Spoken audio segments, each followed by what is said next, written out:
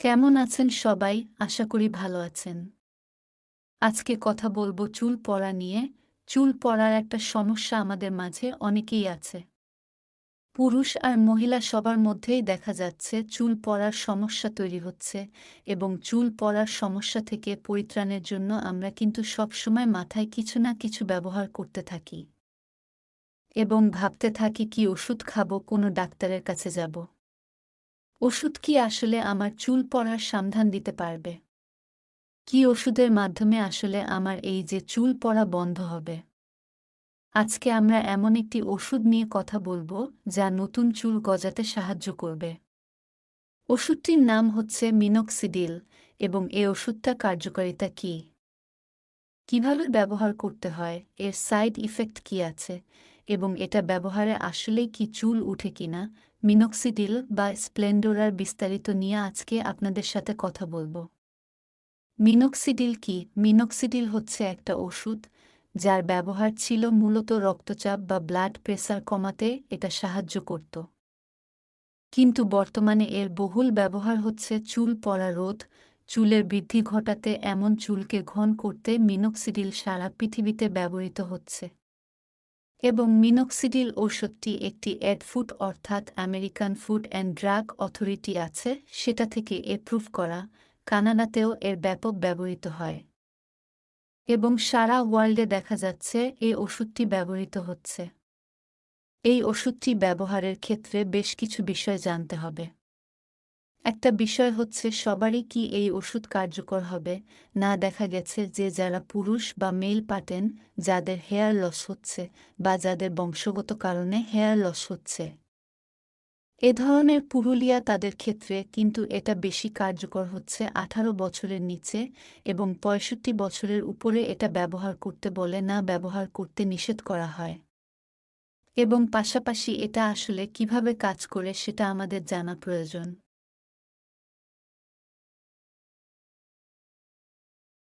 মূলত মিনক্সিডিল আমাদের চুলের গোড়ায় থেকে যে হেয়ার ফল হচ্ছে, মিনক্সিডিল সেখানে রক্ত চলাচলটাকে বাড়িয়ে দিচ্ছে।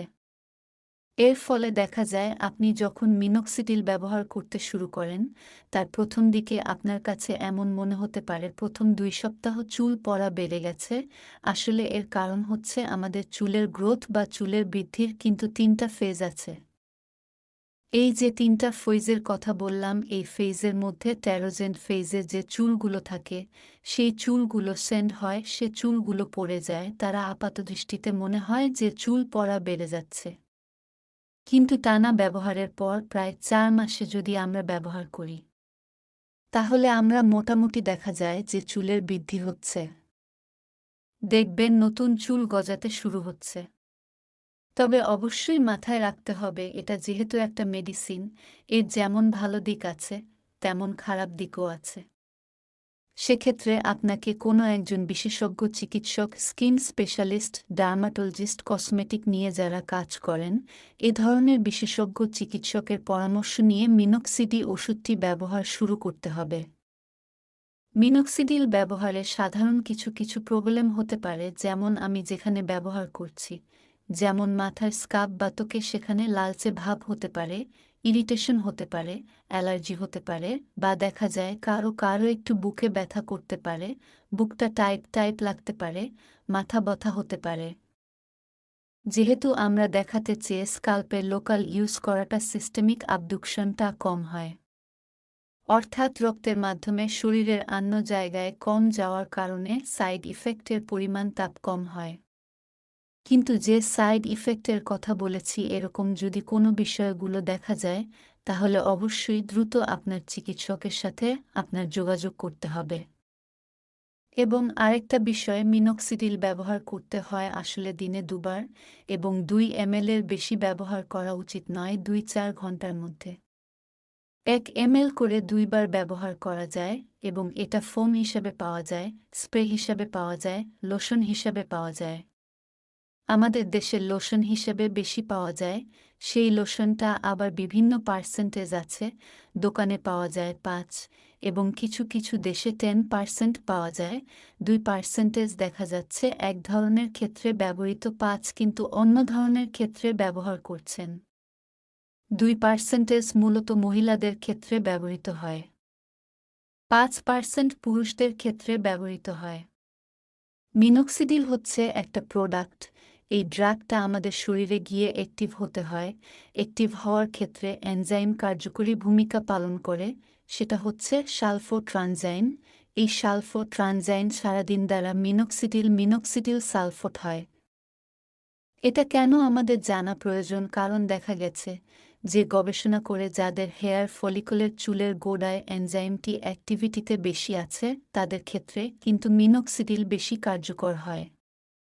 আর একটা জিনিস মাথায় রাখবেন, মিনক্সিডিলের অপব্যবহার অনেক বেশি হচ্ছে। অনেকে দেখা যায় মিনক্সিডিলের ব্যবহার শুরু করে কিছুদিন ব্যবহার করার পর যখন দেখা যায় উপকার পাচ্ছেন না, নিজে থেকে বন্ধ করে দেন চিকিৎসকের পরামর্শ ছাড়া। আবার অনেকেই দেখা যায় যে এটা কন্টিনিউ করা উচিত ছিল, কিন্তু কন্টিনিউ করেনি, তার কারণে ভালো রেজাল্ট পাচ্ছে না। মাথা রাখতে হবে, এটা কিন্তু দীর্ঘস্থায়ী সমাধান না। দেখা যায় মিনক্সিডিলের সাথে যদি পিআরবি বা প্লাটিলেট রিচ প্লাজমা ব্যবহার করা যায় তাহলে কিন্তু ভালো ফলাফল পাওয়া যায়। এটা বেশ কিছু গবেষণায় কিন্তু দেখা গেছে। তবে অবশ্যই যে কোনো চিকিৎসা নেয়ার ক্ষেত্রে যারা এক্সপার্ট এ বিষয়ে তার সাথে কথা বলেই আপনাকে নিতে হবে। মিনক্সিডিলের ব্যবহার আমরা বলেছি, সাইড এফেক্ট নিয়ে আমরা কথা বলেছি। মিনক্সিডিল যদি রাতে ব্যবহার করার ক্ষেত্রে ঘুমানোর 2 থেকে 4 ঘন্টা আগে সেটা ব্যবহার করতে হয়। মিনক্সিডিল হাত দিয়ে ব্যবহার করার পর হাতটি ভালোভাবে ধুয়ে নেবেন। মিনক্সিডিল সাথে অ্যালকোহল থাকে, সেক্ষেত্রে চোখে যদি পড়ে চোখ জ্বালা-পোড়া করবে। অবশ্যই আপনাকে চোখে পড়ার মতো ঘটনা যদি হয় সেক্ষেত্রে ভালোমতো বেশি করে পানি দিয়ে ধুয়ে ফেলতে হবে। প্রেগন্যান্সিতে এটার ব্যবহার না করাই ভালো। প্রেগন্যান্সি ক্যাটাগরি সি এবং পাশাপাশি দেখা যায় ওষুধ ব্যবহার করলে এটা বেস্ট মিল্কের সাথে কতদূর যেতে পারে, সেক্ষেত্রে আপনারা অবশ্যই চিকিৎসকের পরামর্শ নিতে হবে। আপনাকে কিন্তু মিনক্সিডিল কখন ব্যবহার শুরু করতে হবে না বন্ধ করতে হবে তা নিয়ে একটি ডাক্তারের সাথে পরামর্শ করতে হবে। এবং আরেকটা বিষয় যেটা জানা প্রয়োজন, মিনক্সিডিলের ব্যবহারের ফলে কিন্তু কারো হার্টে এরিথমিয়া হতে পারে। সেক্ষেত্রে কারো যদি হার্টে আগে কোনো সমস্যা থাকে তাহলে চিকিৎসকের পরামর্শ ছাড়া ব্যবহার করা উচিত না। মাথায় রাখতে হবে যে সমস্যাগুলো কথা আমি বলেছি সেগুলো কিন্তু আসলে খুব রেয়ার ক্ষেত্রে হয়, এগুলো খুব একটা কমন না। তারপরও যেহেতু মিনক্সিডিল একটা মেডিসিন, অবশ্যই আমাদের সচেতন হওয়া উচিত, আর সচেতন হয়ে চিকিৎসকের পরামর্শ নিয়ে আমাদের ব্যবস্থা গ্রহণ করা উচিত। আজকের এই ভিডিওতে আমরা মিনক্সিডিলর সম্পর্কে জেনেছি। মিনক্সিডিল কি, এটা কিভাবে চুলের বৃদ্ধি করে এবং কাদের ক্ষেত্রে বৃদ্ধি হওয়ার সম্ভাবনা বেশি, এবং পাশাপাশি এর ভালো দিক কি মন্দ দিক কি সবগুলো বলেছি, এবং সতর্কতা নিয়েও আমরা কথা বলেছি, এবং কি কি ফল পাওয়া যায় সেগুলো নিয়ে কথা বলেছি। মিনক্সিডিল ওষুধের সম্পর্কে আপনাদের যদি কিছু জানার থাকে আমাকে কমেন্ট করে জানাতে পারেন, আমি সেখানে উত্তর দেওয়ার চেষ্টা করব। আর যদি আমাদের ভিডিওগুলো আপনার ভালো লেগে থাকে তাহলে চ্যানেলটি সাবস্ক্রাইব করবেন। আগামী পর্বে আবার দেখা হবে, সে পর্যন্ত ভালো থাকুন, সুস্থ থাকুন, ধন্যবাদ।